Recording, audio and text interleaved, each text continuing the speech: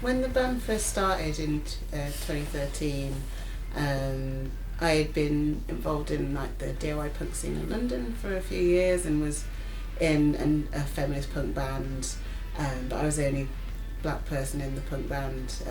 It felt like a time where, I was really involved in the punk scene, but I really wanted it to be a scene that was kind of more welcoming to people of colour and didn't feel like we had to kind of hide our identity when we got through like a punk space door. I was working as like a content writer or something like that at a kind of old B2B magazine, and I met Shadeen at a Black Feminist meeting.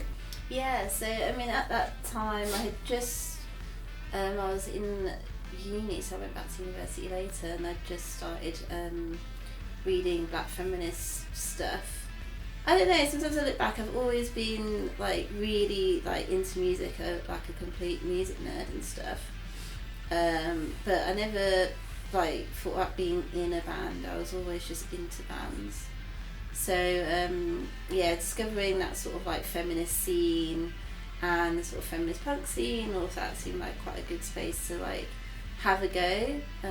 Like it was okay not to be perfect. So I'd like just moved back to London from living in York after studying and working there. So in like 2015 I came back to London, so I was already playing in DIY bands in the north, but obviously it wasn't like super diverse or anything. There were hardly any women in bands really, let alone like women of colour. So I'd heard about Big Joanie and was really excited to hear that there was like a black feminist punk band in London, because I hadn't seen that even growing up here. I saw they were playing in like Camden, and I just asked the promoter if my band could play on the same bill so that I could finally see them. And then we were like playing the same kind of like DIY scene shows and stuff. And so when my first bassist Kira moved to Glasgow, I joined the band to replace her on bass.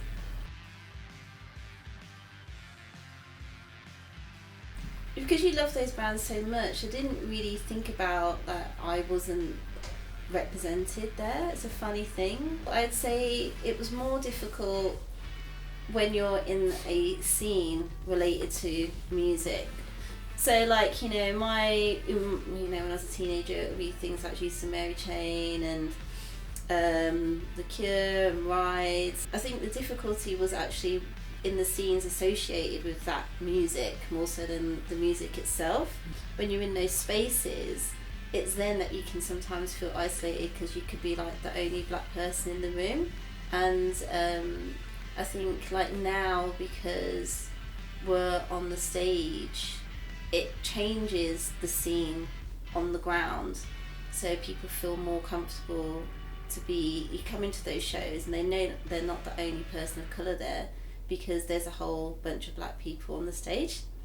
Yeah, I think I was really into kind of punk and Riot Girl and lots of like British indie bands. But yeah, I think I was kind of aware that as much as I loved that music, I didn't really feel like that could be me or I could do that. So yeah, I think once I kind of moved to London, I was trying to like get involved in music in other ways, and like, writing a music blog or helping organising music festivals and stuff like that, or gigs. But it took a long time to realise that I could actually just buy a guitar and start a band. And once I did that, I was like, oh, there's like no really turning back. So it did feel like welcoming at first, but then once you're a bit more settled, then you realise that you kind of notice a lot more problems. You notice that it's not really perfect, and you don't have to just kind of live the way that the rest of the world dictates to you. You can create your own world, and that was kind of when we started Big Joanie.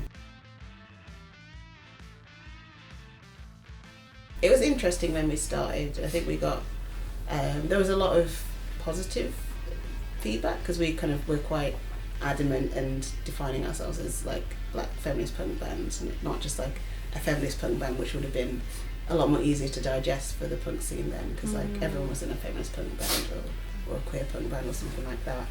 But like specifically saying black did kind of get a few people's backs up and did kind of make people think, well, why do you need to like define it that way? Like, isn't that like bringing race into it and that kind of thing? So, but then I'd say, you know, now it wouldn't be the case that kind of just mentioning that we're black, because that's the reality. It's not like we're saying anything wild or radical. It's like we're black, we're women, we're like being black women, so why shouldn't we say that? And what does that mean if it's uncomfortable for us to say that?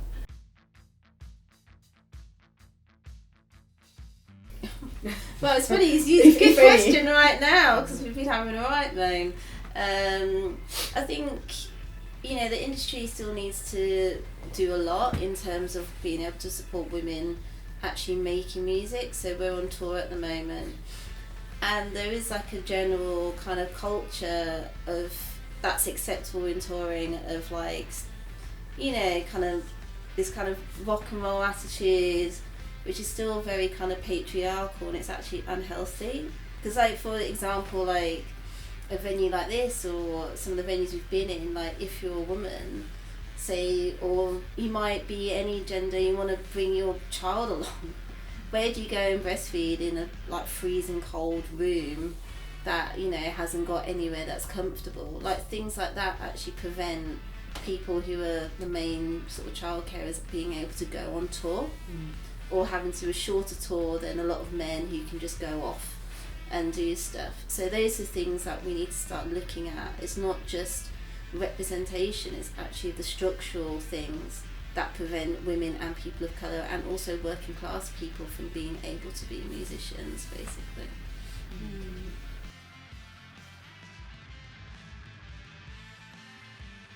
I think for me, you know, the going back home is kind of a reference to trying to go back to a place where you can feel at home, where you can feel comfortable, where you can feel safe and feel kind of respected in every way. And you know, sometimes that's not really been the country that we've been brought up in, and the kind of the towns and city that we know as home. But then also in other ways, you know, as we're kind of children of diaspora, if we go back home to where our parents are from, that might not also be home for different reasons, for kind of problems and issues that are going on in those countries. So it's about kind of weighing up those options and maybe seeing if there's somewhere completely different that we should kind of search for our home, or create something entirely new here.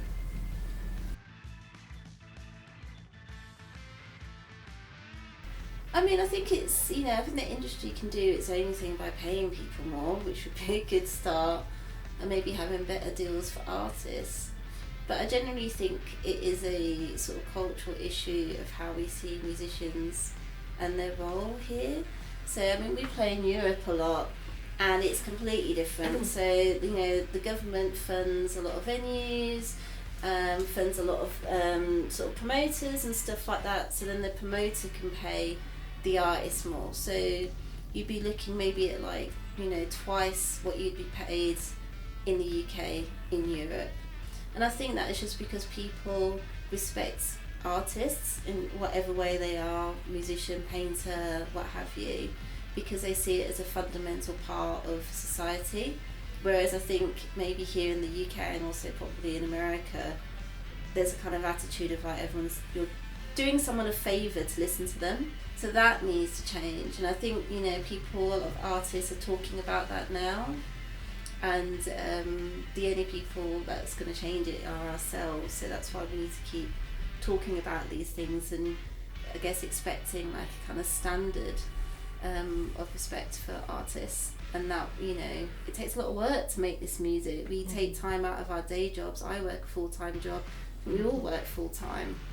So you're, you know, using your own holidays, you know, taking time away from your family and friends because you're travelling, all of those sorts of things to make this music.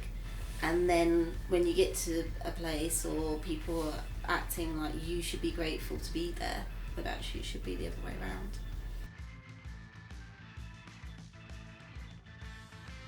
So me and Stella are part of Decolonise Fest, which is a collective that runs an annual festival in London that's by and for people of colour in the punk scene. So it's really about, you know, remembering our kind of like, you know, the heroes of the punk scene, like iconic figures like Polystyrene, Skunk Nancy, kind of do a lot of that, and then also kind of putting on lots of bands that are around today and kind of making sure they get a platform that they won't get anywhere else. And you know, the idea of Decolonise Fest is that we're creating a space that in the world that otherwise wouldn't exist, where kind of the rules are flipped a bit in a way, and people of colour have charge of that space, they have agency in that space, and it's a place where they can do anything. And hopefully once they kind of come to a Decolonise Fest gig, they leave that space and kind of think more about how they could affect change in their own daily life and in their own communities. I'm a writer in real life and a music writer, so I wrote a book called Why Salon Matters that was out on Faber last year, and I'm writing another book at the moment. Well, I just started writing it, so it doesn't feel like a book yet, but it will be a book at some point, and that's going to be about black people in punk. I mean, for me, music is essential because it feels like a form of communication, expression that you can't really do in any other way. Like, there's so much that you can kind of get across in a song, or by sharing a song, or by kind of just having a community around music that is so different to the rest of life. And yeah, I think I'd be a completely different person if I didn't have music.